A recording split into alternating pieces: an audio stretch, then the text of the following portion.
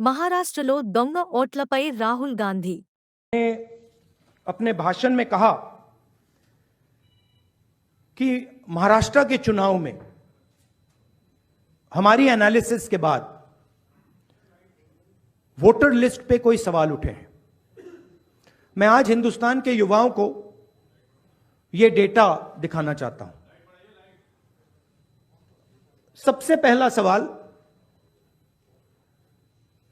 5 साल में जितने वोटर लिस्ट में ऐड किए गए थे, उससे ज्यादा वोटर महाराष्ट्र में 5 महीनों में ऐड हुए हैं। 32 लाख वोटर्स विधानसभा 2019 एंड 2024 के बीच में। 39 लाख वोटर्स मतलब हिमाचल का जो पॉपुलेशन है वो ऐड कर दिया लोकसभा 2024 एंड विधानसभा 2024 के बीच में। यह पहला सवाल है। ये जो एडिशनल वोटर्स ऐड किए हैं, ये हैं कौन, ये कहां थे और ये कहां से आए? पहला सवाल। दूसरा सवाल, बहुत महत्वपूर्ण सवाल, महाराष्ट्र का पॉपुलेशन सरकार के मुताबिक, महाराष्ट्र का अडल्ट पॉपुलेशन सरकार के मुताबिक 9.54 करोड़। महाराष्ट्र का adult population 9.54 crore. Election commission के मुताबिक महाराष्ट्र में 9.7 करोड़ वोटर्स हैं। इसका मतलब इलेक्शन कमीशन कह रहा है, देश की जनता को कह रहा है, देश के युवाओं को कह रहा है कि महाराष्ट्र में एडल्ट पॉपुलेशन से ज्यादा वोटर्स हैं। यह कैसे हो सकता है? तीसरा सवाल, यह एक उदाहरण है, कामठी विधानसभा। यहां पे कांग्रेस पार्टी को लोकसभा में 1.36 लाख वोट मिला है।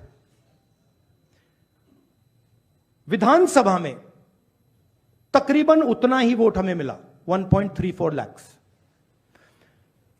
यह चुनाव हम जीते, लोकसभा वाला। लोकसभा के चुनाव में बीजेपी को 1.19 लाख वोट मिलता है।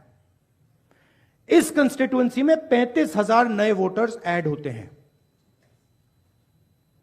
और वो 35,000 के 35,000 वोटर सीधे बीजेपी के खाते में जाते हैं और बीजेपी चुनाव जीतती है। यह एक उदाहरण है, ऐसे महाराष्ट्र में अनेक उदाहरण हैं। हमारी कंस्टिट्यूएंसीज में, एनसीपी की कंस्टिट्यूएंसीज में, शिवसेना की कंस्टिट्यूएंसीज में। हमारा वोट महाराष्ट्र में कम नहीं हुआ है, बीजेपी का वोट ज्यादा हुआ है। ये वोटर्स कहां ऐड हुए हैं? जहां पे बीजेपी की स्ट्राइक रेट 90+% है। हिस्ट्री में 90% स्ट्राइक रेट नहीं रही है। तो यह मैं देश की जनता को कहना चाहता था। अब हमने इलेक्शन कमीशन को 1 बार नहीं, 2 बार नहीं, 3, 4, 5 बार बोला है कि देखिए हम आरोप नहीं लगा रहे हैं, लगाना चाहिए मगर हम लगा नहीं रहे। हम आपसे सिर्फ महाराष्ट्र की वोटर लिस्ट मांग रहे हैं।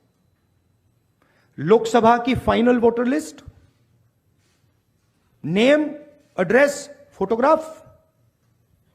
विधानसभा की final voter list, name, address, photograph. आप ये लिस्ट हमें नहीं दे रहे हो।